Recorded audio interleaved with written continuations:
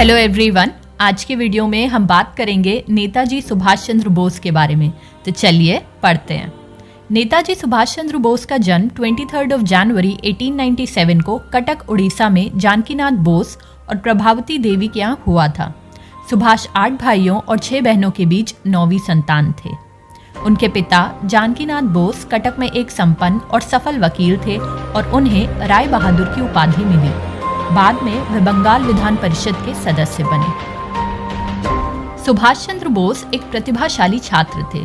उन्होंने बीए कलकत्ता में presidency college से दर्शन शास्त्र में किया था। वे स्वामी विवेकानंद की शिक्षाओं से गहरे प्रभावित थे और एक छात्र के रूप में देशभक्ति के लिए जाने जाते थे। एक ऐसी घटना में जहां बोस ने अपने नस्लवादी टिप्पणी के लिए अपने प्रोफेसर E.F. ऑटन की पिटाई की, उस घटना ने सरकार की नज़र में बोस को विद्रोही भारतीय के रूप में कुख्यात कर दिया। उनके पिता चाहते थे कि नेताजी एक सिविल सेवक बने और इसलिए उन्हें भारतीय सिविल सेवा परीक्षा में बैठने के लिए इंग्लैंड भेजा गया। बोस को अंग्रेजी में उच्चतम अंकों के साथ चौथे स्थान पर रखा गया था, लेकिन स्वतंत्रता आंदोलन में भाग लेने के लिए उनका आग्रह तीव्र था और अप्रैल 1921 में उन्होंने प्रतिष्ठित भारतीय सिविल सेवा से इस्तीफा दे दिया और भारत वापस आ गए। दिसंबर 1921 में बोस को प्रिंस ऑफ वेल्स की भारत यात्रा को चिन्हित करने के लिए समारोहों के बहिष्कार के आयोजन के लिए गिरफ्तार कर लिया गया था। बर्लिन प्रवास के दौरान उनकी मुलाकात एमिली से हुई और वे एमिली शैंकल से प्यार कर बैठे, जो ऑस्ट्रेलियाई मूल की थी। बोस और एमिली की शादी 1937 में एक गुप्त हिंदू समारोह में हुई थी और एमिली ने 1942 में एक बेटी अनीता को जन्म दिया। अपनी बेटी के जन्म के कुछ समय बाद बोस 1943 में जर्मनी से वापस भारत आ गए। तो चलिए अब हम लोग सुभाष चंद्र बोस के राजनीतिक करियर या फिर पॉलिटिकल करियर के बारे में पढ़ते हैं। प्रारंभ में सुभाष चंद्र बोस ने कलकत्ता में कांग्रेस के सक्रिय सदस्य चित्तरंजन दास के नेतृत्व में काम किया। बोस ने चित्तरंजन दास को अपना राजनीतिक गुरु माना। उन्होंने स्वयं समाचार पत्र स्वराज शुरू किया। दास के समाचार पत्र फॉरवर्ड का संपादन किया और मेयर के रूप में दास के कार्यकाल में कलकत्ता नगर निगम के CEO के रूप में काम किया। सुभाष चंद्र बोस ने कलकत्ता के छात्रों, युवाओं और मजदूरों को जागरूक करने में महत्वपूर्ण भूमिका निभाई।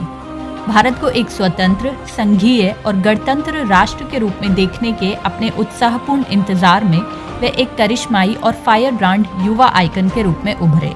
संगठन के विकास में उनकी महान क्षमता के लिए उन्हें कांग्रेस के भीतर सराहा गया। उन्हें इस दौरान अपनी राष्ट्रवादी गतिविधियों के लिए कई बार जेल भी जाना पड़ा। कांग्रेस से विवाद। 1928 में कांग्रेस के गुवाहाटी सत्र के दौरान कांग्रेस के पुराने और नए सदस्यों के बीच मतभेद सामने आया।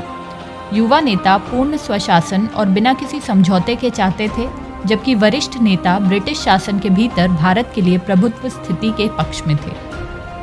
उदारवादी गांधी और आक्रामक सुभाष चंद्र बोस के बीच मतभेदों को बेमतलब अनुपात के लिए प्रेरित किया गया और बोस ने 1939 में पार्टी से इस्तीफा देने का फैसला किया। उन्होंने उसी वर्ष फॉरवर्ड ब्लॉक का गठन किया। आजाद हिंद फौज यानी कि INA का गठन। बोस ने दूसरे विश्व युद्ध के दौरान अंग्रेजों के समर्थन के कांग्रेस के फैसले का विरोध किया।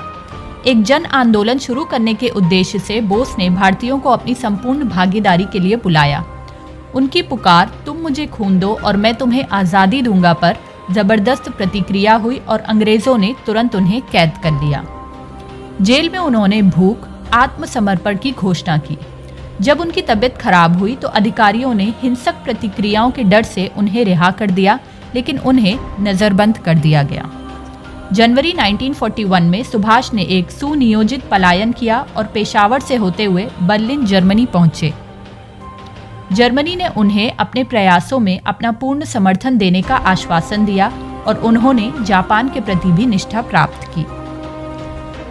उन्होंने पूर्व की ओर एक क्रांतिकारी यात्रा की और जापान पहुंचे, जहां उन्होंने सिंगापुर और अन्य दक्षिण पूर्व एशियाई क्षेत्रों से भर्ती हुए 40,000 से अधिक भारतीय सैनिकों की कमान संभाली। उन्होंने अपनी सेना को आज़ाद हिंद फौज यानी कि इंडियन नेशनल आर्मी INA का नाम दिया और अंडमान और निकोबार द्वीप समूह को अंग्रेजों से पकड़ने के लिए नेतृत्व किया, जिसके बाद इसे स्वराज द्वीप के रूप में फिर से शुरू किया। आज़ाद हिंद फौज ने कब्जा किए गए क्षेत्रों में काम करना शुरू कर दिया। INA या आज़ाद हिंद फौज ने बर्मा बॉर्डर से भारत की ओर अपना रुख किया और 18 मार्च 1944 को भारत की धरती पर कदम रखा। दुर्भाग्य से विश्व युद्ध खत्म हो गया था और जापानी और जर्मनी सेना ने आत्मसमर्पण कर दिया था। आज़ाद हिंद फौज को पीछे हटना पड़ा।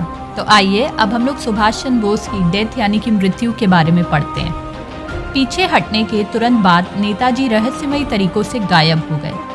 ऐसा कहा जाता है कि वे वापस सिंगापुर गए और दक्षिण पूर्व एशिया में सभी सैन्य अभियानों के प्रमुख फील्ड मार्शल हिसेची तरुची से मिले, जिन्होंने उनके लिए टोक्यो जाने की व्यवस्था की। वे 17 अगस्त 1945 को साइगोन हवाई अड्डे से एक मित्सुबिशी की-21 भारी बम वर्षक विमान में सवार हुए। अगले दिन ताइवान में एक रात रुकने के कुछ ही समय बाद विमान दुर्घटनाग्रस्त हो गया। गवाहों के अनुसार 18 अगस्त 1945 को उनकी मृत्यु हुई। 20 अगस्त को ताइहुकु शमशान में उनका अंतिम संस्कार किया गया और उनकी राख को टोक्यो के रेंकोजी मंदिर में विश्राम के लिए रख दिया गया। बोस के साथी जो साइगोन में फंसे थे और उनका इंतजार कर रहे थे, उन्होंने उनके पार्थिव शरीर को कभी नहीं देखा। उन्होंने ये मानने से इनकार कर दिया कि उनका नायक मर गया है। उन्हें उम्मीद थी कि वे ब्रिटिश अमेरिकी ताकतों द्वारा पता लगाए जाने के खतरे के कारण गुप्तवास में चले गए होंगे। वे पूरे दिल से मानते थे कि नेताजी अपनी सेना को इकट्ठा करेंगे और दिल्ली की ओर मार्च करेंगे।